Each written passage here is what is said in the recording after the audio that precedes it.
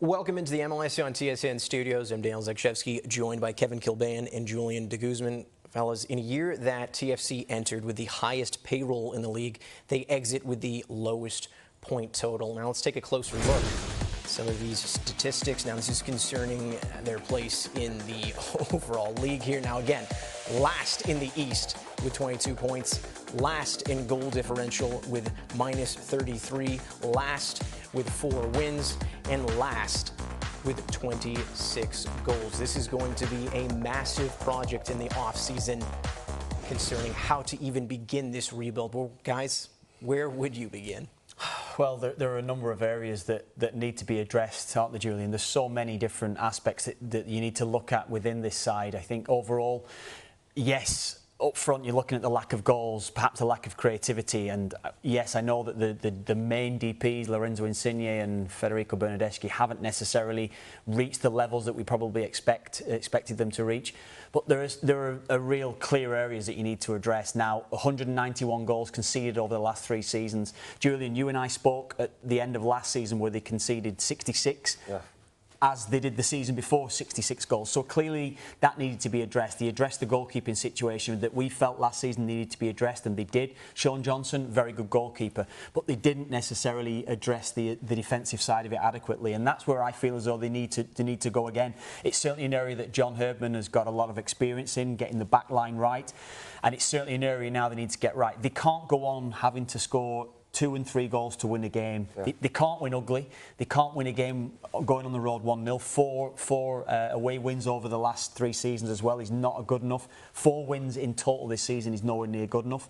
And they're falling short by probably 8 wins this season to reach the playoffs, which again is so far beyond them. So there's, again, so many areas, but I just think John Herdman, it's a necessity to get the back line right and stop conceding goals the way they've been conceding. I think in any organization, you know, you go back to 2021, they were 21 points short from playoffs. That is alarming. That's a red flag at that point.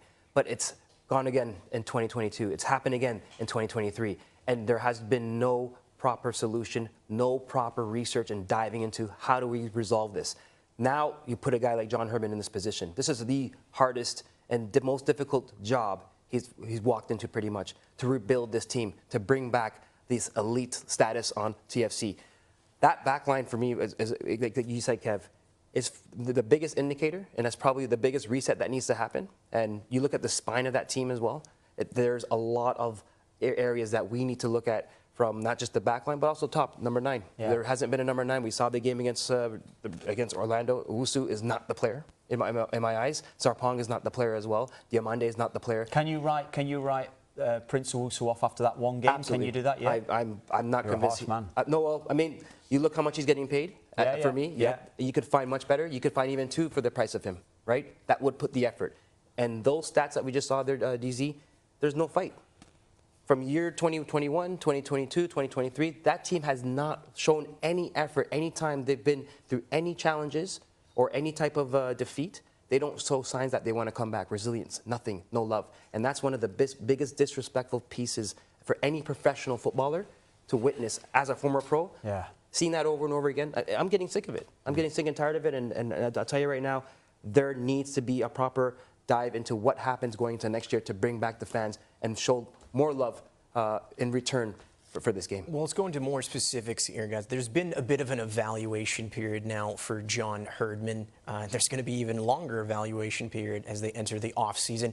Who is it specifically that you would keep in this team? I know both of you guys have kind of shown here in your projected lineups. Honestly, it's a difficult one, Julian. I have to say that. There's so many ifs and buts around this. Yeah. There's so many different scenarios we can look at. Now, clearly, the 2 DPs up front, it looks unlikely that these 2 guys, Insigne and Bernardeschi, are going to be able to be moved on. If they can move them on, I think that's something that John Herdman will try to make happen, if it can happen. Jonathan Osorio clearly is the standout performer over the last few seasons. I believe he'll be captain next season. He should be captain next season, alongside Savania. The rest of the side, Julian spoke about the spine, which You know, you're losing Michael Bradley. Michael Bradley, I feel as though he hasn't been treated well by the club. He hasn't been looked after by the club in terms of his game time. I feel as though he could have been managed a lot better to get the best out of him. And I feel as though maybe his position has left the team exposed. It's not necessarily just down to the backline, Julian, but the backline clearly is an area that we look at. That we can't really put our hat on anyone to say they should stay. You know, look at Shane O'Neill, Mabika. These are guys that you think they could do a good job. Are they necessarily going to be top quality that's going to get your side clean sheets? And I just can't see it from these guys. Yeah, there hasn't been no leadership presence in that back line, you know, and I think it just welcomes any team to enter BMO Field and know that we're going to get some goals against these guys. But that's what they need. They need to dive into a leader in that back line. You know, Sean Johnson, for me, I think he has the potential to continue to be that person that TFC expect him to be if he has the support. But certainly in that center back position, there needs to be somebody more than what Rostad has shown, more than what O'Neill has shown. And those guys are not those guys that can step in that back line and be the leader, dictate, and show some authority, because that's one thing TFC have lacked ever since Bradley hasn't been himself from what we saw in the past. This team lacks a lot of authority in terms of leadership on that pitch, and we haven't seen that for a very long time. We've been discussing center backs there, but notice you also didn't have any wing backs in there. Obviously a major point of concern. Yeah.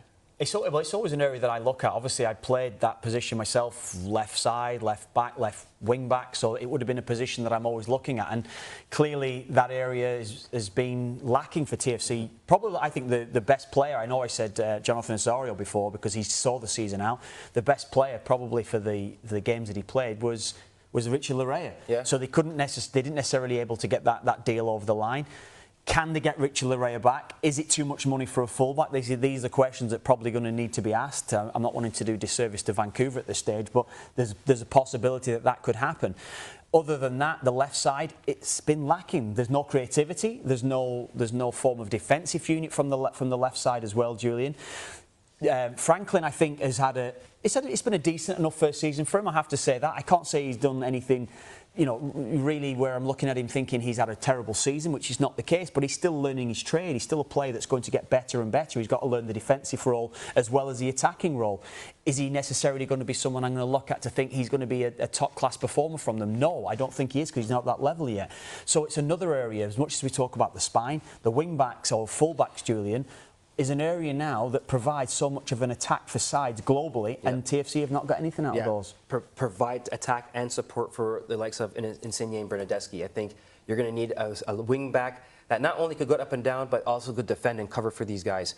The other thing I'm going to say is there needs to be a little bit of, I think, strategy behind what type of wing back you bring. Is it going to be a wing back that goes direct? Is it going to be a wing back that's more creative and likes the ball at his feet?